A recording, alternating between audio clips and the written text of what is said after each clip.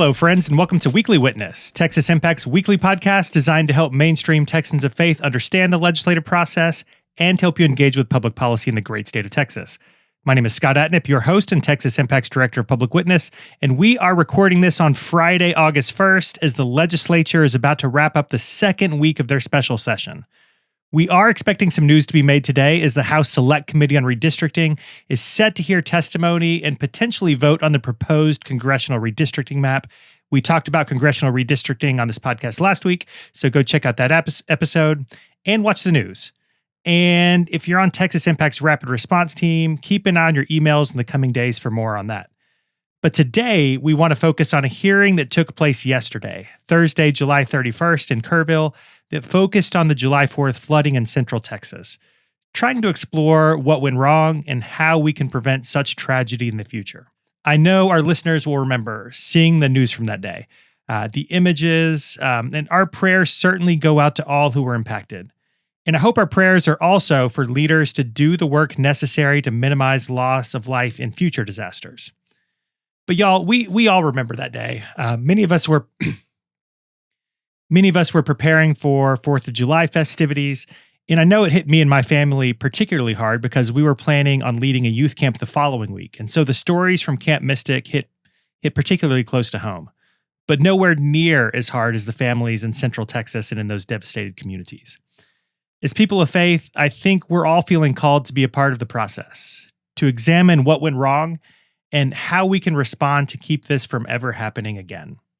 So we're going to start to dig in today with Reverend Dr. Becca Edwards, Texas Impact's Climate Action Fellow, and Ava Burkhalter, who is a researcher with the Southern Climate Impacts Planning Program, also serving with Texas Impact for a period of time. They were both in the hearing yesterday. Becca, Ava, thank you so much for joining us today. Thanks for having us, Scott. Yeah, thank you for having me. I'm excited to be here. Well, let's start with, we are in the special session. My expectation is that we'd probably be having hearings about this topic, whether the legislature was in session or not. But what was the purpose of the hearing in Kerrville yesterday? The purpose of the hearing was to hear from the local government, local personnel who were charged with responding to the event, and to also give residents an opportunity to talk directly to legislatures with public testimony. Yeah, I think it was really a little more unique than the first hearing because of the public testimony part, and that I think that got pretty emotional. Yeah, definitely different doing it in the community that was impacted. And as you mentioned, Ava, there was a lot of powerful testimony in that room. Some really good information, but also a lot of feelings that I think were still a little bit raw. Talk to us in terms of the local response. We'll talk about the policy implications in a second, but in terms of local response, what were the takeaways for y'all from that hearing?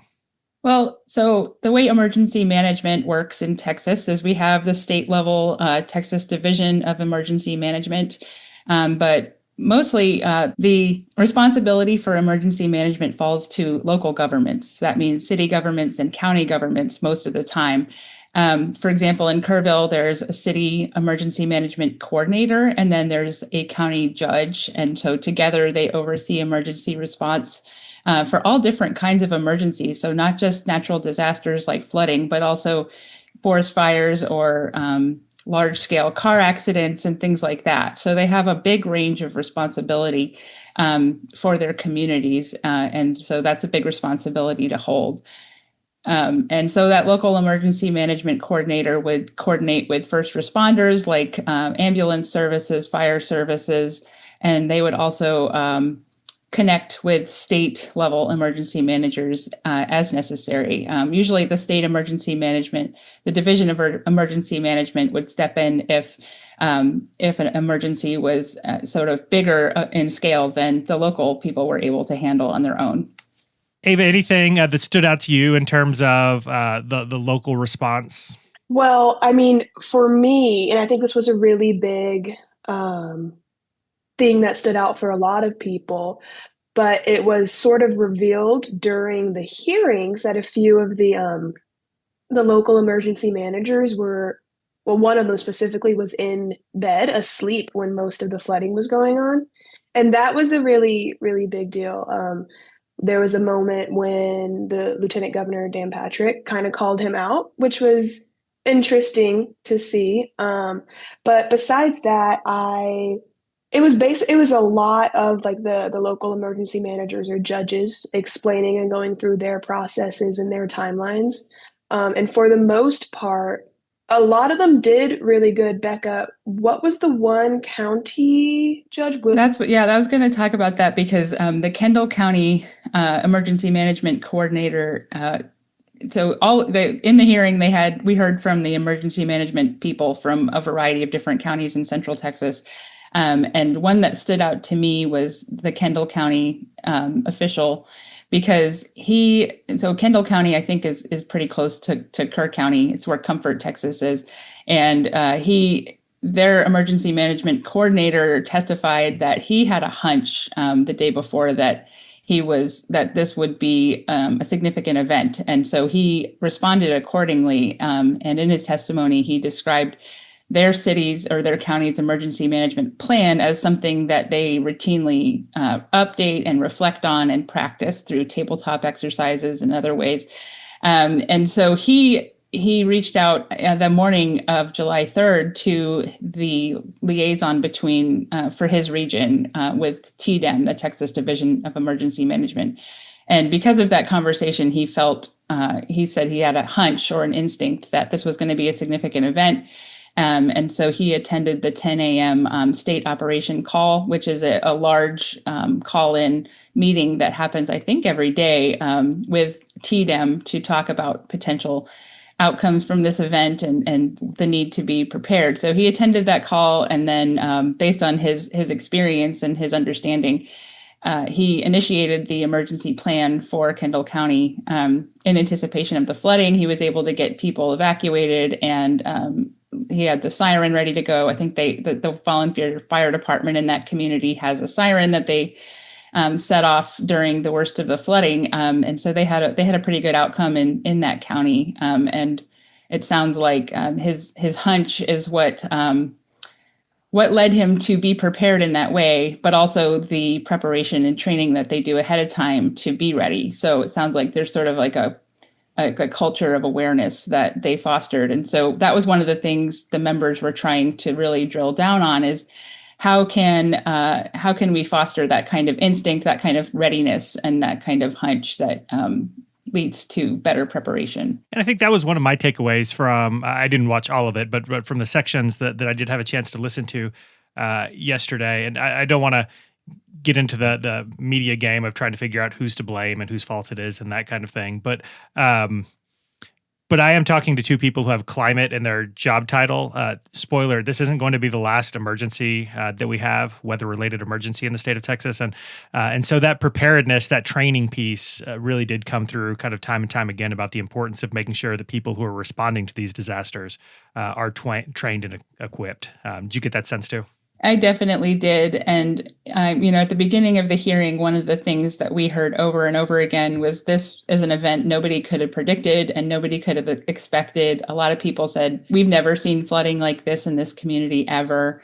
And that is true. But what is also true is that we have observed an increase in the kind of extreme precipitation that led to this event. And we expect to continue to see increases in the intensity and frequency of extreme weather events. One of the emergency managers said something that really stuck with me, and that's the devastation in Kerrville was caused by a rain event of about 10 inches.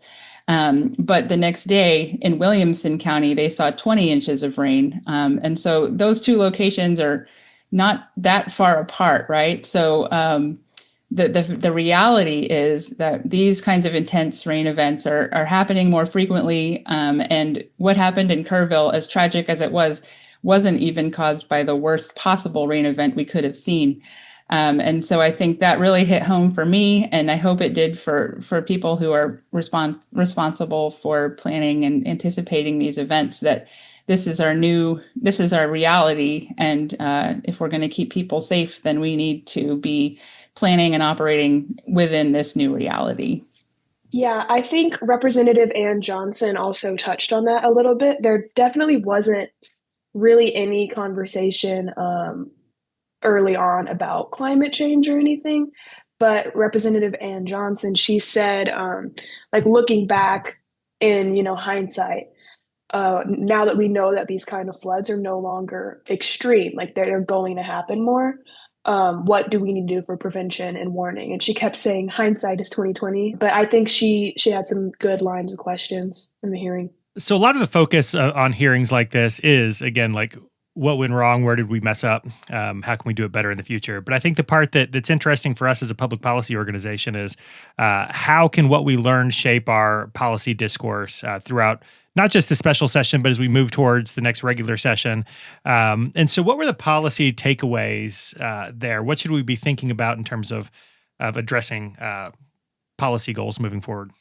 So one of the things that came up again and again was the fact that there is this pot of money available for flood infrastructure projects through the Texas Water Development Board. It's called the Flood Infrastructure Fund.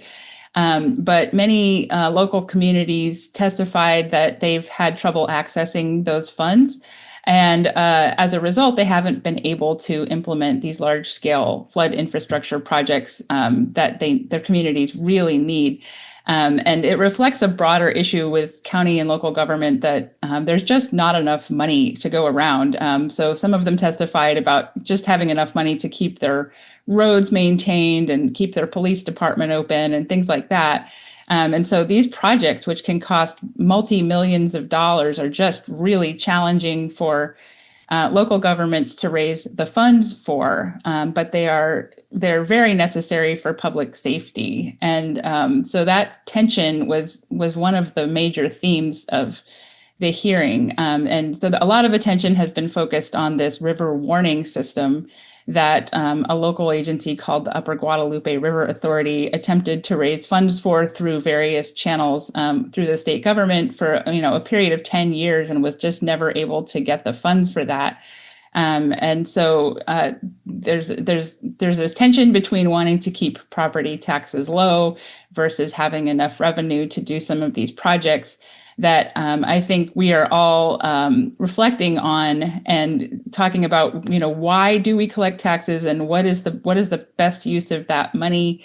There were questions from local government officials about how to reduce the paperwork or the red tape to get access to those funds so they can do some of these projects. And I think many of the members reflected a willingness or an interest on the part of the legislature to streamline that process so that we can get more of these projects built. But certainly after a session where we spent a lot of energy focused on reducing property taxes, it's a big question and maybe, and I think an opportunity for us to really reflect on why we collect property taxes and what is the responsibility of local and state government to keep us safe.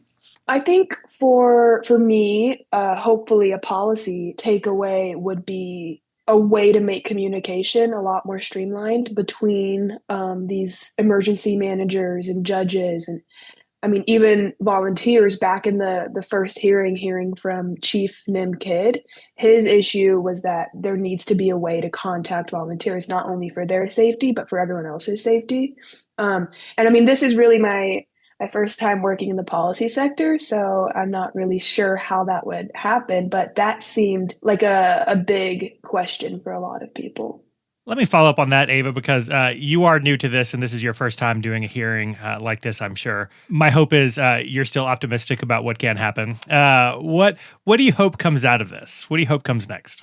Yeah, I think that Texas, usually is a place that we're not going to prioritize a lot of pro-climate mitigation policy or legislation or anything like that. And so I think that hopefully we take this opportunity to make some policy that is going to help the earth moving forward.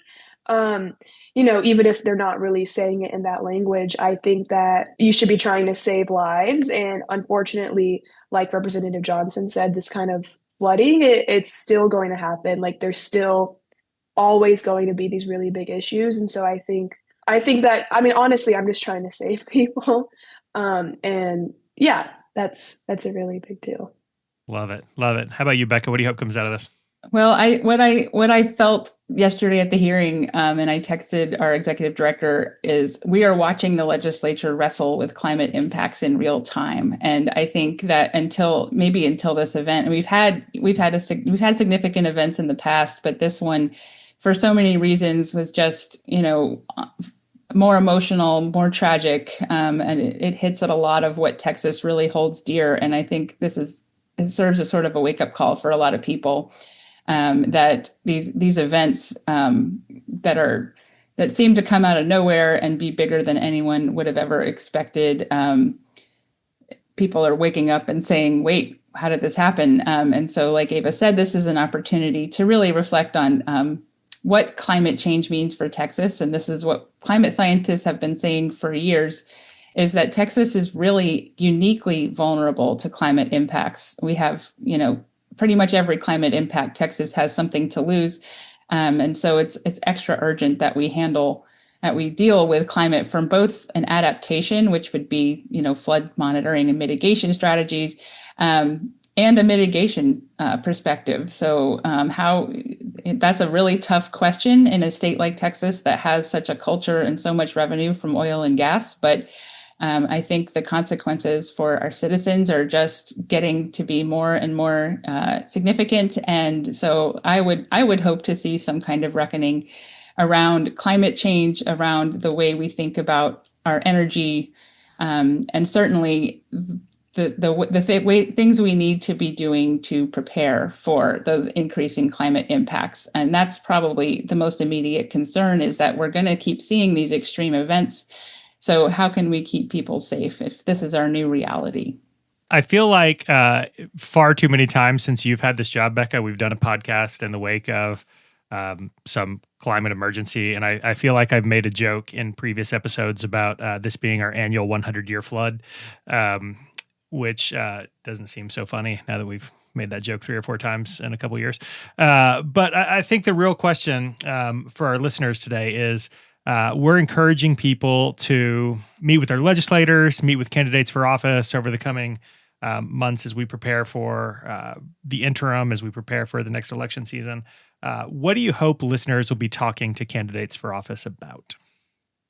Well, I think that's a real strength that Texas Impact has, is that we represent people of faith. And so people of faith and conscience are focused on the value of each life, about communities and about these impacts. And also faith communities are kind of the front line in responding to natural disasters. And so we really have a lot of experience and expertise in this area. And so bringing those stories about people that you encounter as part of your volunteer work or your response, and stories about people in your own communities who are affected, those stories are really compelling and really powerful. I think that was apparent in the hearing yesterday, that some of the most compelling testimony came from people who were affected directly in their own families from the event. So bring those stories to your legislature and legislators and lawmakers, and talk about how you're affected, how your communities are affected. And then don't be afraid to tie that to things like climate change and some of these bigger issues, and say, listen, I know this was a flood,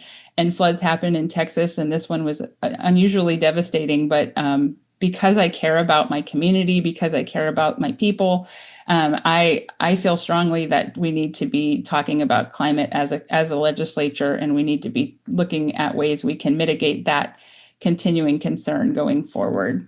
Yeah, I think moving forward, our listeners, I mean, Becca pretty much hit the nail on the head. I was going to say, you need to be having pretty much open communication, and it can be very daunting going to your representatives and politicians and talking to them about these issues, especially in a state like Texas.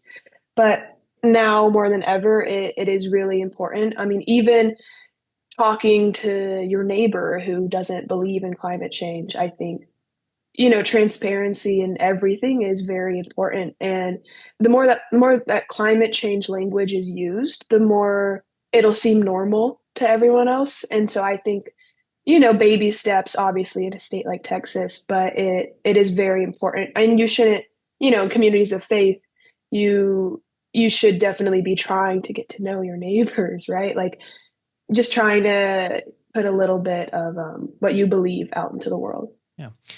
I think the line is you can believe in climate change or not, but we keep seeing the impacts of it. So we're going to have to figure out how to respond to that in the weeks and months and years to come.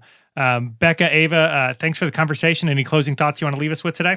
No closing thoughts, but as always, I'll put in a plug for the Climate Action Team, which meets on 10. I was going to ask you, so well played. Go for it. Which the Climate Action Team, if you've enjoyed this conversation and would like to talk more about energy and climate issues in Texas and on the federal level, and sometimes the international level, the Climate Action Team meets Fridays at 10 a.m. You can find more information on the Texas Impact website. I just wanted to say again, thank you. This is the first time I've been on a podcast. It's very exciting. So thank you so much for having me. Well, you are fantastic, Ava. Thanks for your work. Becca, thanks as always. Really appreciate y'all both taking the time to be on the podcast, but also spend the day in Kerrville yesterday, participating in that really important conversation. So I want to thank both of you for that. And I want to thank all of you for tuning in today. This is definitely an important conversation. It was definitely a hearing to remember. And my prayer is that the legislature will take their responsibility seriously to respond. And part of making sure that they do that is to remind them, to have conversations with legislators, to have conversations with candidates, to talk to our friends about what's happening and make sure that they're paying attention, and ask our legislators about their progress in the weeks and months moving forward. This will certainly be a part of the special session and the interim charges. And I know there are going to be other things that are happening during the session. So stay up to date on all of the things by signing up to participate in one of Texas Impact's teams. Becca gave you encouragement to sign up for the Climate Action Team. You can learn more about all of that and ways to stay involved at texasimpact.org in the Action Center. While you're on the website, I hope you'll take a moment to sign up to be a member of Texas Impact. Your membership supports this podcast and all of the work to engage Texans of faith to advocate for a more just and equitable Texas. So with that, I think it's time to close out this episode. So remember, the world needs Texans of faith active and engaged. So let's get to work.